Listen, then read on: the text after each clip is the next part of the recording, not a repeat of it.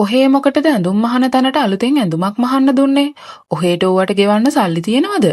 ඔහේ හිතන් ඉන්නේ ඔහේ ඔය බාර දුන්න ඇඳුමට මම ඔහේට සල්ලි දෙයි කියලාද? මම ඔහේට කියලා තියෙනවනේ බොරුවට මුදල් නාස්ති කරන්න එපා කියලා. ඔය තියෙන ඇඳුම් දෙක තුන ඇඳගෙන පාඩුවේ ඉන්නවා.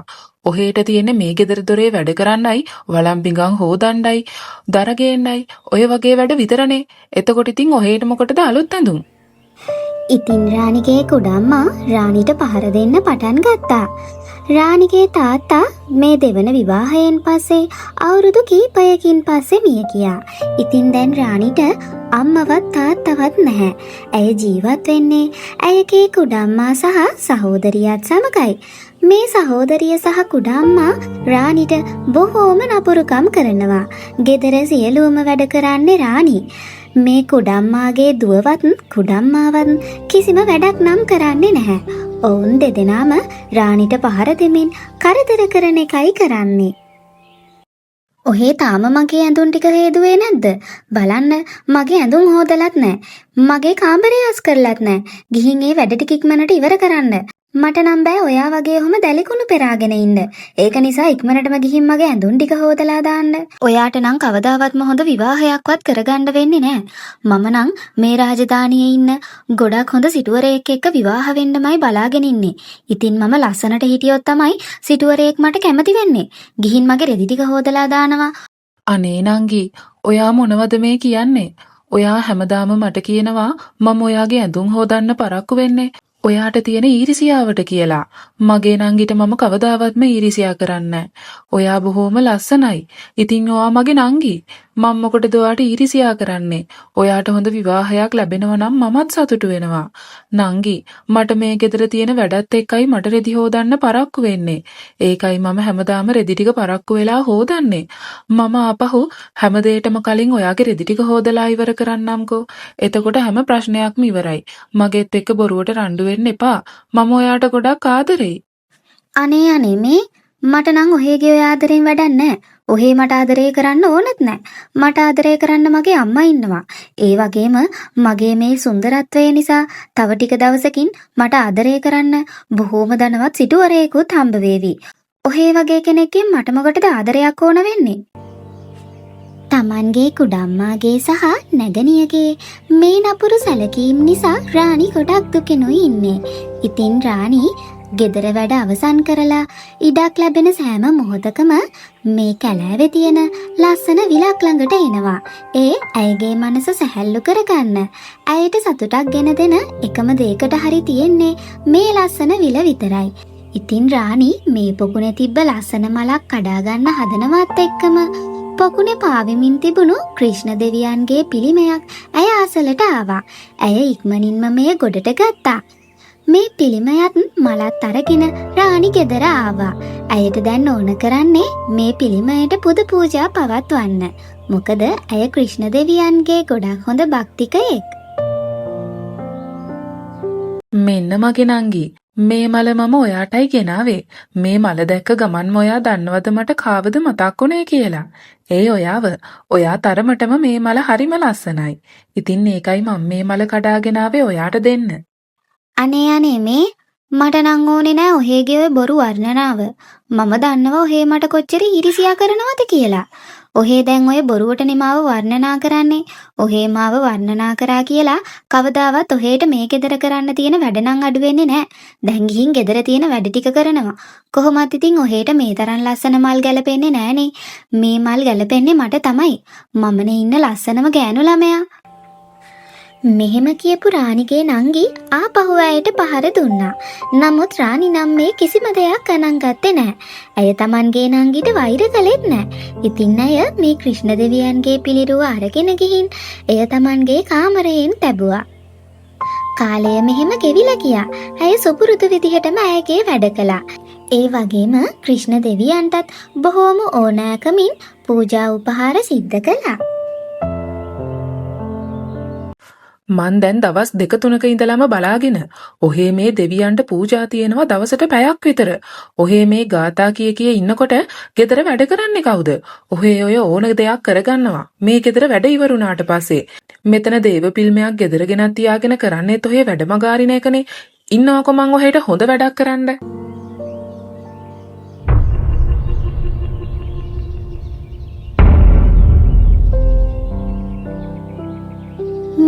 අනතුරු කුඩම්මා රාණි බොහෝම ශ්‍රද්ධාවෙන් පුද පූජා කරපු ක්‍රිෂ්ණ දෙවියන්ගේ පිළිමය විසි කරලා දැම්මා. ඉතින් රාණිට මෙයින් ගොඩක් දුක හිතුණා. ඇය මොනතරම් හොඳ දේවල් කුඩම්මාටත් සහෝදරියටත් සිදු කළත් ඇයට හැමදාම හිත්‍රදවීම් විතරමයි ලැබුණේ. රාණි ගොඩක් දුකටපත් වෙලා මේ පිළිමයත් අරගෙන කැලයට පිටත් වුණා. කැලයට ගිහින් කැලයේ ඉන්න සත්තුත් එක්ක තමන්ගේ දුක කියලා හිතේ තියෙන දුක නිදහස් කරගත්තා. මේ අතරතුරේදී මේ රාජ්‍යයේ මහරජතුමා කැලයේ ඇවිදිමින් හිටියා. කවුද මේ තරුණිය? මම නම් මීට කලින් කවදාවත්ම මේ තරම් ලස්සන තරුණියක්ව දැකලා නැහැ. අපේ රාජ්‍යයේ ඉන්න සිටුවරුන්ගේවත් දියණිවරු මේ තරම් ලස්සන නැහැ. ගිහින් බලන්න ඕන කවුද කියලා. අනික මොකද්ද මේ කැලෑවේ තනියම කරන්නේ?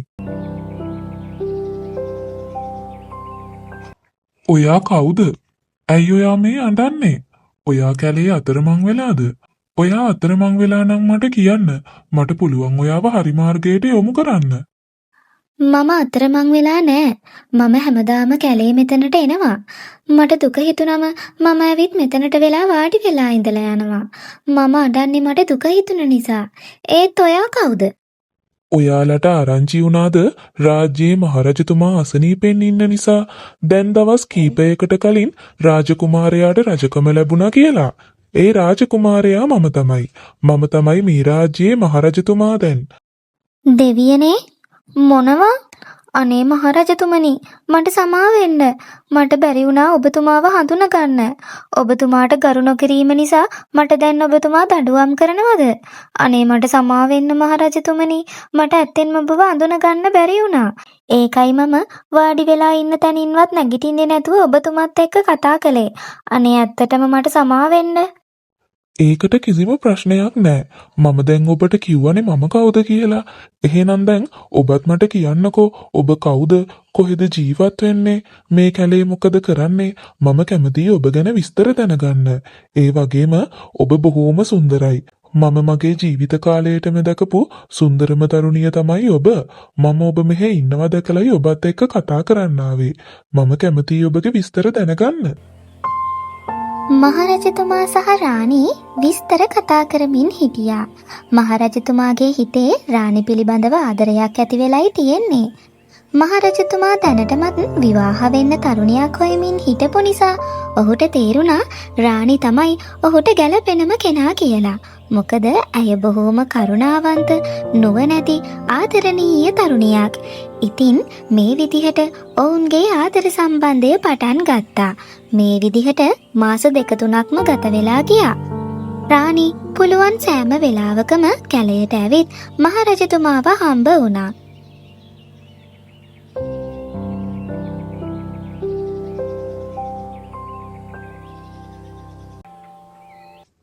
ඔන්න රාණි, අපි දෙන්නා මේ තරම් කාලයක් මග බලාගෙන හිටපු දවස ඉක්මනටම උදා වෙන්නයි යන්නේ. මම මගේ තාත්තට ඔයා ගැන හැම විස්තරයක්ම කිව්වා. එයා කිසිම වෙලාවක අපි දෙන්නගේ මේ ආදර සම්බන්ධයට විරුද්ධ වුණේ නැහැ. ඒ වගේම තාත්තා මට කිව්වේ ඔයාව එනකොට විවාහ කරගෙනම එන්න කියලා. ඒ වෙනුවෙන් රාජ්‍යයේ පූජකවරයාත් මගෙත් එක්ක එවන්නම් කිව්වා. ඔයා සූදානම් වෙන්න. තව දවස් 2කින් අපි දෙන්න විවාහ වෙනවා. ඔයා ගමේ කෙළවරේ තියෙන දේවාලයටයි එන්න ඕන. එතනදී අපි විවාහ වෙලා අපේ රාජමාලිගාවට පිටත් වෙමු. මගේ පියාණන් එහි සෑම උත්සවයක්ම සූදානම් කරලා තියේවි. අපිට එහෙ ගිහින් විවාහ උත්සවයටත් සහභාගී වෙන්න විතරයි තියෙන්නේ. සිරිත වෙන්නේ ගෑනු ළමයව ගෙදරට අරගෙන යන්න කලින් විවාහ කරගෙන යන එකනේ. ඒක නිසා අපි දෙන්න විතරක් මේකට සහභාගී වෙලා විවාහ වෙමු. මට බයයි. ඔයාගේ කුඩම්මා මේක ගැන දැනගත්තොත් අනිවාර්යෙන්ම ඔයාට අනතුරක් කරાવી. ඒක නිසා එයාලට කිසිම දෙයක් දැනගන්න නම් තියන්න එපා. ඒක හින්දායි මම මේ විවාහය අපි දෙන්න විතරක් සහභාගී වෙලා කරලා හොරෙන්ම මාලිගාවට පිටත් වෙමු කියන්නේ. මගේ තාත්තා තමයි මට මේ යෝජනාව දුන්නේ. ඔයාගේ ජීවිතයයි හැමතේටම වඩා මට වටින්නේ. ඉතින් මෙන්න මේ විදිහට රාණි කවදාවත්ම බලාපොරොත්තු නොවන විදිහේ සතුටුදායක ආරංචියක් ලැබුණා. ඇය කොයිම වෙලාවකවත් හිතුවේ නෑ Taman වගේ අනාථ කෙනෙක්ට මේ රාජ්‍යයේ මහරජතුමාත් එක්ක විවාහ වෙන්න පුළුවන් වෙයි කියලා. ඒ වගේම හිටපු මහරජතුමා සහ මහරජිනත් Tamanව ලේලි විදිහට පිළිගන්නා බව ඇසුණු රාණිට Tamanගේ සතුට කියාගත නොහැකි තරම් වුණා. මේ අතරතුරේදී රාණිගේ කුඩම්මාගේ දියණිය මොවුන් පසුපසින් ඇවිත් තිබුණා. ඇයට රාණිගේ වෙනසක් දින කිහිපයක ඉඳලම දැනුන නිසා ඇය හොරෙන්ම ඇවිත් මොවුන්ගේ මේ කතාබහට සවන් දීගෙන හිටියා. ඉතින් ඉක්මනින්ම ඇය Tamanගේ අම්මාට මේ බව පැවසුවා. රාණි මේ කුඩම්මාගේ දියණියට වඩා බොහෝම ලස්සනයි. ඉතින් ඒක නිසයි මේ රාණිගේ කුඩම්මාත් කුඩම්මාගේ දියණියත් ඇයට ඊර්ෂ්‍යා කරන්නේ. මොවුන් දෙදෙනාම රාණිගේ මේ විවාහය නවත්වන්න ගොඩක් ලොකු සැලසුමක් යෙදුවා. දැන් ඔවුන් මේ රාණිව විනාශ කරලා Tamanගේ දියණියව රජතුමාට විවාහ කරලා දෙන්නයි කුඩම්ම සූදානම් වෙන්නේ.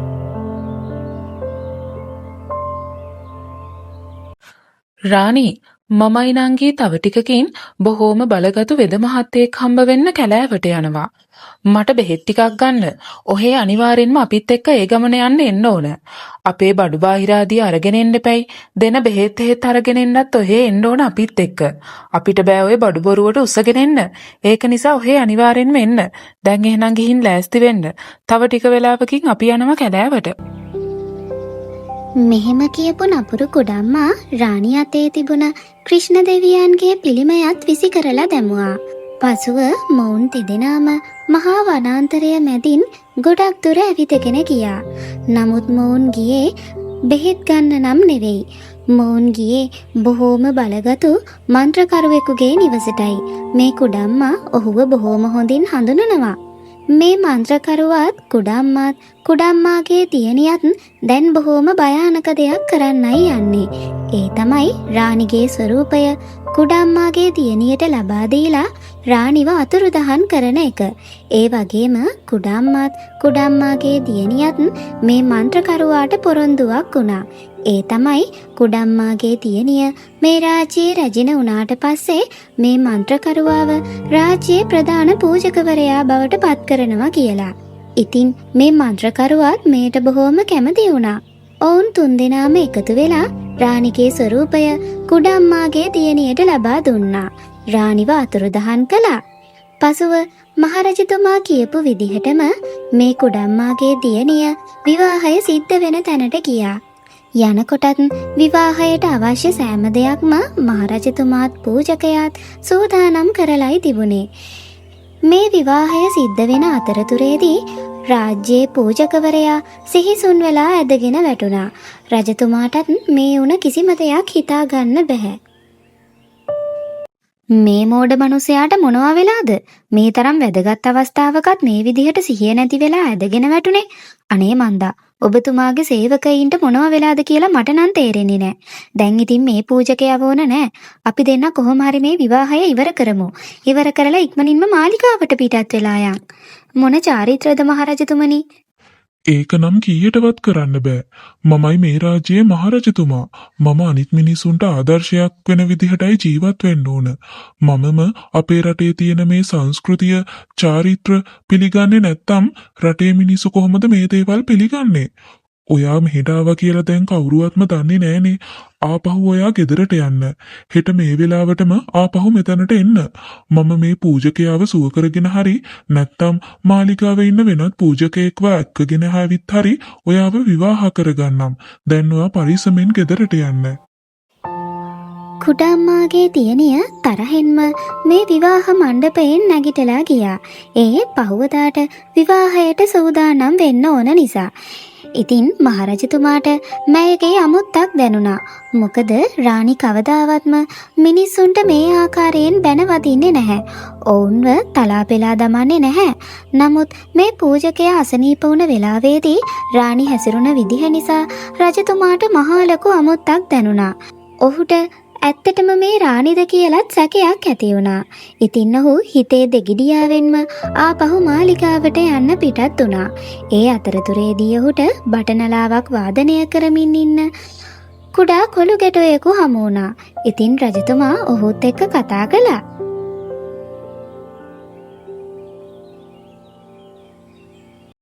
කවුද ඔබ? ඔබගේ පටනලා වාදනය නම් ඉතාම මිහිරි. මම මීට පෙර මේ වගේ පටනලා වාදනයක් අහලම නෑ. ඔබ මාව නොදන්නවා වුණාට මම නම් ඔබව බොහෝම හොඳින් හඳුනනවා. කරුණාකරලා ඉක්මන් කරන්න.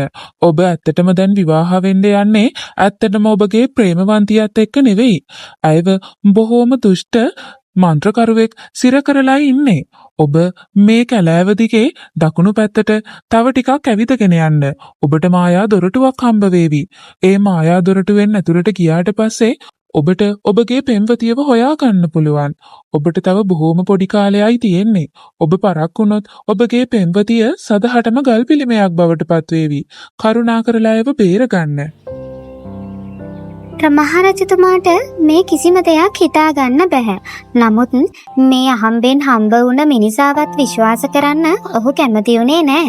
ඉතින් ඔහු ඉක්මනින්ම රාණිගේ නිවස අසලට ගියා. ගිහින් රාණි නිවසේ ඉන්නවාද කියලා බැලුවා.